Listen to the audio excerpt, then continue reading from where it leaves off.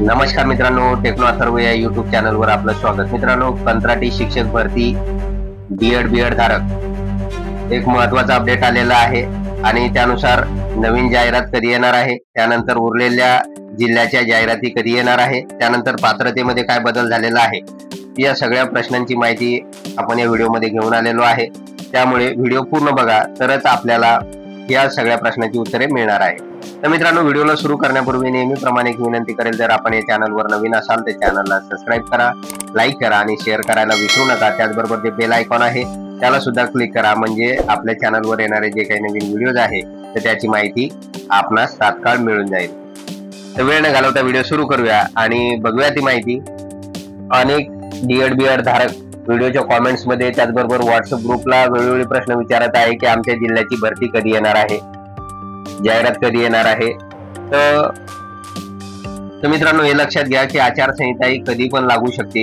साधारणतः मी याच्या अगोदर पण सांगितलेलं होतं, 20 ऑक्टोबर नंतर आचारसंहिता कधी पण लागणार आहे आणि त्यापूर्वी महाराष्ट्रातील 36 जिल्ह्यातील ज्या काही 20 किंवा 20 पेक्षा कमी पटसंख्या असलेल्या शाळेतील शिक्षकांची भरती कंत्राटी शिक्षक म्हणून भरती करायची आहे।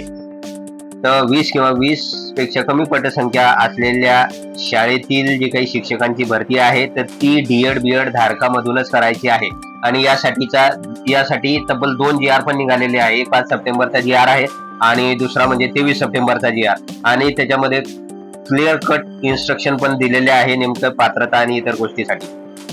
त्यामुळे आता ही भरती होणे गरजेचे आहे, कारण बऱ्याच अशा शाळा आहे की तिथे शिक्षक नाही म्हणून विद्यार्थ्यांचं मोठ्या प्रमाणात नुकसान होत आहे। आणि दुसरी जर बाजू आपण बघितली तर या ठिकाणी लाखो बीएड धारक बेरोजगार आहेत, तर त्यांना जॉब नाही।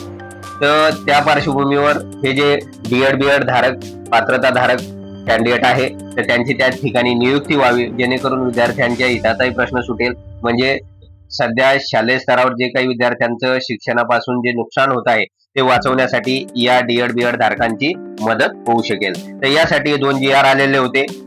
त्यानुसार आता बघूया आपण की नवीन जाहिरात। आता सध्या मित्रांनो, एक रत्नागिरी आणि धुळेची जाहिरात आलेली आहे आणि 9 ऑक्टोबर पर्यंत त्यांचा फॉर्म भरण्याची प्रोसेस सुरू आहे, तिथे आपण अर्ज करू शकता।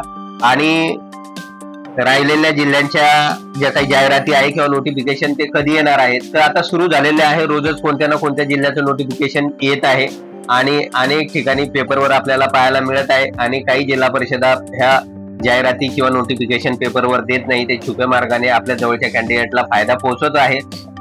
त्यामुळे आपल्याला काय करायचंय, आपल्या जिल्ह्याची जी काही जिल्हा परिषदेमधील शिक्षण विभाग आहे तर तिथे जाऊन चौकशी करायची आहे की कंत्राटी शिक्षक भरती संदर्भातलं नोटिफिकेशन कधी येणार आहे किंवा त्याची डेट कधी आहे किंवा फॉर्म कधी भरायचा, तर या संदर्भात आपण चौकशी करू शकता, म्हणजे आपल्याला तिथून सुद्धा एक माहिती मिळू शकेल। त्यानंतर आता पात्रतेत नेमके काय बदल झालेले आहे। अनेक बीएड धारक कॅन्डिडेटनी व्हॉट्सअप ग्रुपला पण प्रश्न विचारला होता की पात्रतेमध्ये नेमके काही बदल झालेले आहे का। धुळे जिल्हा परिषदेने जी काही कंत्राटी शिक्षक भरती संदर्भातलं नोटिफिकेशन काढलेलं आहे तर त्यामध्ये पात्रता म्हणून टीईटी, टेट किंवा सीटीईटी, तर ही पात्रता त्यांनी त्या ठिकाणी एक पॉइंट टाकलेला आहे। तर नेमकं याच्यामध्ये काही बदल झालेले आहे का, तर मित्रांनो त्यासाठी आपण एकदा 5 सप्टेंबर आणि 23 सप्टेंबर या दोन्ही GR मधली ज्या काही पात्रता सांगितलेल्या आहेत तर त्या अगोदर बघूया आणि त्यानंतर आपण त्याचा अनालिसिस करूया। आपण जास्त वेळ घेणार नाही, फक्त जे काही महत्वाचे जे काही पॉइंट्स आहेत त्याच्यावरच आपण फोकस करणार आहे। तर बघा, हे जे 23 सप्टेंबरचा जो काही GR होता तर त्यामध्ये नेमकी काय पात्रता सांगण्यात आलेली होती की बीएड अर्थधारक बेरोजगार उमेदवार नेमणूक बाबत अटी व शर्ती। तर बीएड धारकांना जे काही नेमणूक करायची आहे तर त्या संदर्भातल्या ज्या काही अटी आणि शर्ती आहेत तर त्या पुढील प्रमाणे आहे।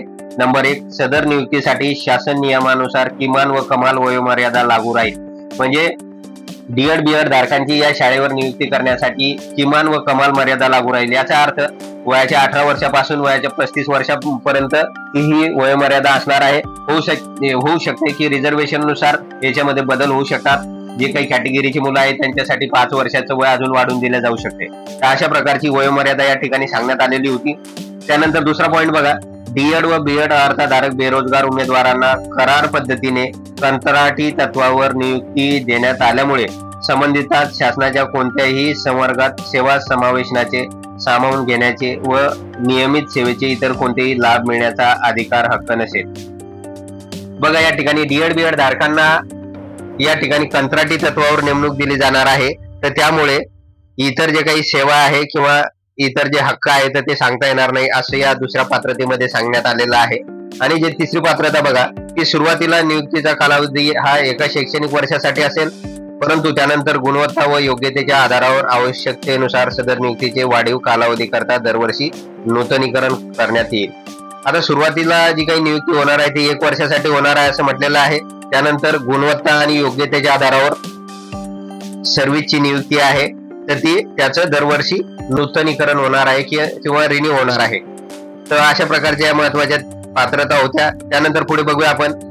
तर मित्रांनो, हा 23 सप्टेंबरचा GR होता आणि या GR मध्ये या पात्रता सांगण्यात आलेल्या होत्या आणि यामध्ये कुठंच सांगितलेलं नाही की डीएड बीएड धारकांनी टीईटी, टेट किंवा सीटीईटी क्वालिफाय केलेला असावं. म्हणजे कॅन्डिडेट हा कंत्राटी शिक्षक भरतीसाठी त्याने टेट, टीईटी किंवा सीटीईटी क्वालिफाय केलेलं असावं असं कुठेच लिहिलेलं नाही. तरी पण धुळे जिल्हा परिषदेने जे काही नोटिफिकेशन काढलेलं आहे तर त्यामध्ये त्यांनी ती पात्रता टाकलेली आहे की टेट असावा किंवा टीईटी असावं किंवा सीटीईटी असावं. परंतु होऊ शकते कदाचित त्यांना या GR बद्दल पूर्ण माहिती नसावं किंवा या GR मध्ये नेमक्या काय पात्रता आणि अटी सांगितलेल्या होत्या तर त्यांनी पूर्ण अभ्यास केलेला नसावा. म्हणून त्यांनी जनरली जे काही इंटरनेटहून ज्या काही इतर भरती संदर्भात, शिक्षक भरती संदर्भातल्या ज्या काही पात्रता आहेत त्या सरळ सरळ त्या नोटिफिकेशन मध्ये टाकलेल्या आपल्याला दिसून येईल. तर त्यामुळे त्यांच्या हे निदर्शनास आणून देणे गरजेचं आहे. आणि आपण जर धुळे जिल्ह्यामध्ये असाल किंवा धुळ्याच्या बाहेरच्या जिल्ह्यात जरी असाल आपण, तरी आपण त्या जागेसाठी फॉर्म भरू शकता. त्यामध्ये कोणतंही लिमिटेशन सांगण्यात आलेलं नाही की फक्त याच्यामध्ये काय असणार आहे की तो कॅन्डिडेट महाराष्ट्र राज्याचा रहिवासी असावा. म्हणजे 36 जिल्ह्यात कुठेही जरी जागा निघाली तरी तुम्ही अप्लाय करू शकता. कारण ही भरती कंत्राटी तत्वावरची भरती आहे, कॉन्ट्रॅक्ट बेस्ड भरती आहे. परमनंट जॉब नसल्यामुळे तर कोणत्याही जिल्ह्यातील व्यक्ती हा कुठेही जॉब करू शकतो. त्यानंतर पुढे काही सर्वसाधारण अटी आहेत तर त्या बघूया आपण. तर बघा, पुढे काय अटी सांगितलेल्या होत्या सर्वसाधारण की नंबर 1 मानधन 15,000 रुपये असणार आहे प्रति महिन्याला. त्यानंतर नंबर 2 एकूण 12 रजा या शिक्षकांना मिळणार आहे. त्यानंतर नंबर 3 कोणतेही प्रशासकीय अधिकार नसतील, यांना कोणतेही प्रशासकीय अधिकार देण्यात आलेले नाही.